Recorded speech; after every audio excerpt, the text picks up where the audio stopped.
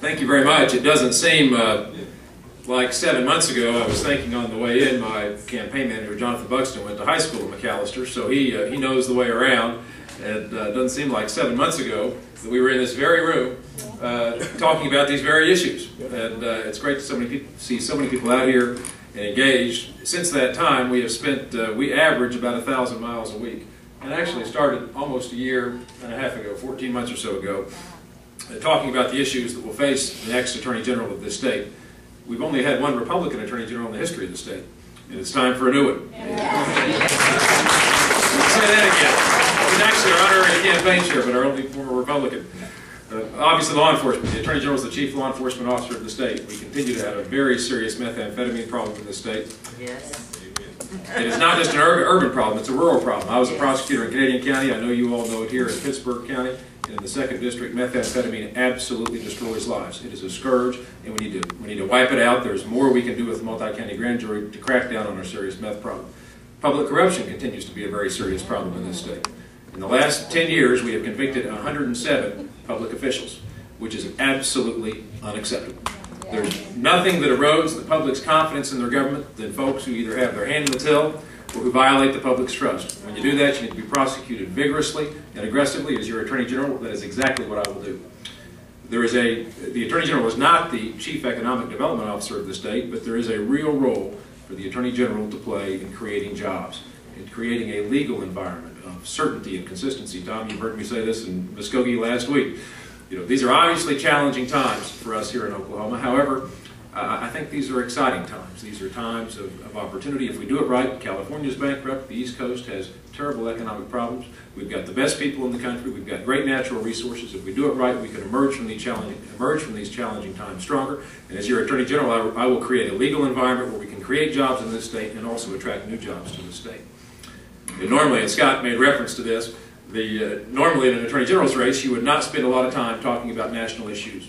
I kicked off my campaign in February 14 months ago, and since that time it has become very evident that we have both the most liberal president and the most liberal Congress that we have ever had in this country. I spent 4 years working in Washington, D.C. I fought those battles, and we are fundamentally on the wrong path. You've heard a number of candidates for the various offices say that, but it has become very evident to me that the Attorneys General will ultimately be the last lines of defense. And I have been shouting that from the rooftops for the past year. I was one of the first in the country to say, hey, to actually do the research on this health care bill. Never before in the history of this country has Congress mandated that every American purchase a good or a service, and in this instance, health insurance. It's unprecedented, it's never been done, and it's unconstitutional. I called upon Drew Edmondson in December after the Cornhusker kickback and the Louisiana Purchase, all those things we know about. I called him at his office. And I said, General, please challenge this bill. He said, yes, he would on the Cornhusker kickback and on the Louisiana Purchase. I also called him to challenge the individual mandate, which, as Congresswoman Fallon referenced and a number of the other candidates referenced. That is what is the subject of the challenge now. We know recently, 2 or 3 weeks ago, he decided that the state of Oklahoma would not engage in that battle. As the Attorney General of the state, it would be the absolute first thing I do is engage us in the battle to fight the constitutionality of the most intrusive piece of legislation that this federal government has passed in decades. And it's not just the health care bill. The health care bill is emblematic of what is the most massive federalization that we have ever seen in this country. It makes the Great Society of Lyndon Johnson and the New Deal of President Roosevelt pale in comparison. We've got an EPA that is attempting to regulate carbon dioxide as a pollutant. I don't think they can do it. The Attorneys General of Texas and Virginia have challenged it. We need to be right in there in leading the fight. That would absolutely destroy us economically in this state. We're trying to restrict the hydraulic fracturing of wells. For those of you who don't know what that is, bottom line is it would absolutely kill our oil and gas business. We can't let it happen. We need to fight it. What they're trying to do violates the Clean Water Act. So the bottom line, the hate crimes bill has constitutional problems, restricts what our pastors can say from the pulpit.